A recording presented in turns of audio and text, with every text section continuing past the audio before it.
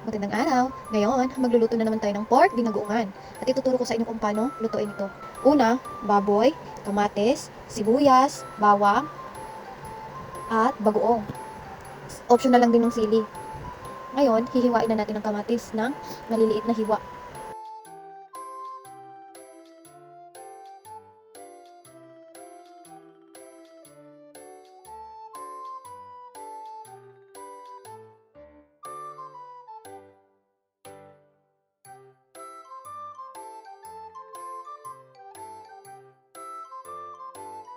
Hiwain naman natin yung sibuyas. Ngayon naman, isusunod natin yung bawang.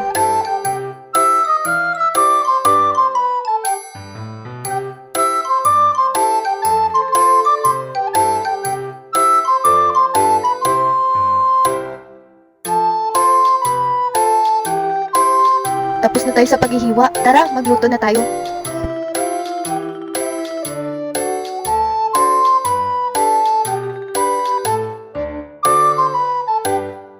Painitin na muna natin yung kawali.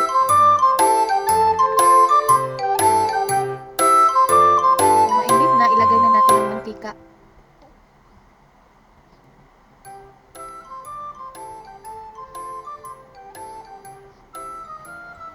Una nating ilagay yung karne.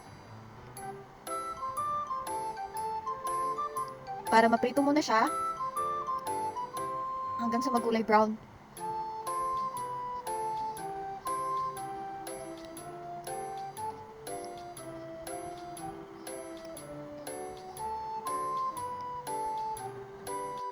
Haluin naman natin paminsan-minsan para pantay ang pagkaprito nila.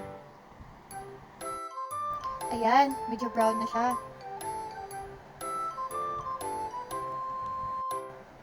Yan, saktong-sakto siya.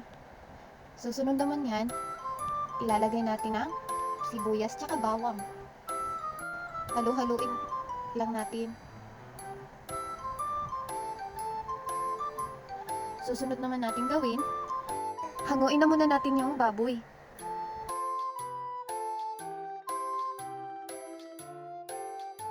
Sunod, ilagay naman natin yung kamatis, gisahin lang natin siya.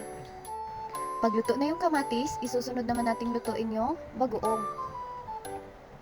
Pwede din dito yung bagoong na luto na.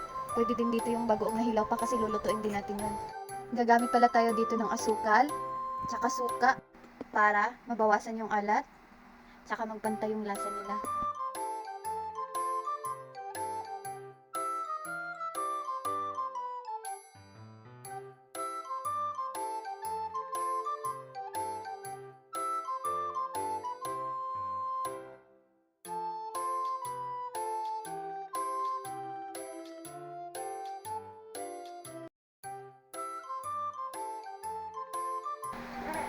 Ilagay na natin yung sili. Optional lang yung sili kung gusto niya lang ng maanghang.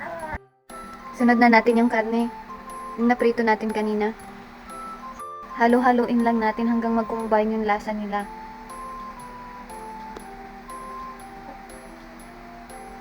Ayan, nahalo na ng maayos. Pagkatapos naman yan, maglagay lang tayo ng kunting tubig. Takpan na muna natin hanggang sa lumambot. At ayan, luto na! Pork binagoongan. Thank you for watching!